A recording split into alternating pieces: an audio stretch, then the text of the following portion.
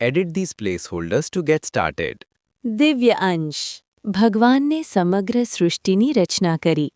ત્યારે પછી ફરિશ્તાઓને એકઠા કરી એમણે કહ્યું કે પોતે હવે પોતની જ પ્રતિકૃતિ એવા માણસની રચના કરવાના છે. ફરિશ્તાઓની હાજરીમાં ભગવાને માણસને બનાવ્યો, એનામાં પ્રાણ પૂર્યા અને ધરતી પર મોકલી આપ્યો. માણસની વિદાય પછી ભગવાનને વિચાર આવ્યો. એમણે ફરિશ્તાઓને કહ્યું કે પોતે હવે માણસ માટે દુનિયામાં જ પોતાનો દિવ્ય અંશ છોડી જવા માંગે છે અને માણસને એ સહેલાઈથી ન મળી શકત, મળી જાય એવી રીતે સંતાડવા માંગે છે. તો એ ક્યાં રાખી શકાય? પ્રભુ, પરંતુ તમારે એ દિવ્ય અંશને સંતાડવો છે શું કામ? માણસને એ સહેલાઈથી મળી જાય એમ જ રાખો ને? ફરિશ્તાઓએ કહ્યું. નહીં, ભગવાન બોલ્યા. એમ સહેલાઈથી મળી જાય એવી વસ્તુઓની માણસને મન કોઈ કિંમત નહીં રહે, એટલે એવી જગ્યા બતાવો કે જ્યાં એ સહેલાઈથી ન જ પહોંચી શકે. તો ભગવાન, કોઈ સૌથી ઊંચા અને અભેદ પર્વતીય શિખર પર એને મૂકી દો. ફરિશ્તાઓએ થોડી મસલત પછી કહ્યું. ભગવાને ના પાડી. કહ્યું, માણસને મેં સાહસિક બનાવ્યો છે. એ ગમે તેવા ઊંચા અને અભેદ શિખરને પણ સર કરી જ લેશે અને પછી એવા રસ્તાઓ બનાવશે કે ત્યાં આસાનીથી પહોંચી જવાય. તો પ્રભુ, એને સૌથી મોટા સાગરની વચ્ચેના કોઈ બેટ પર ગોઠવી દો.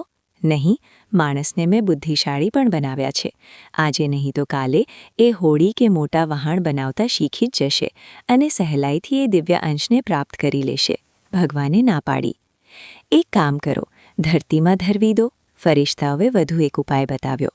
એમ પણ નહીં, ભગવાને કહ્યું. એક દિવસ માણસ પૃથ્વીના પેટાળ સુધી ખોદવાની તાકાત ધરાવતો થઈ જશે.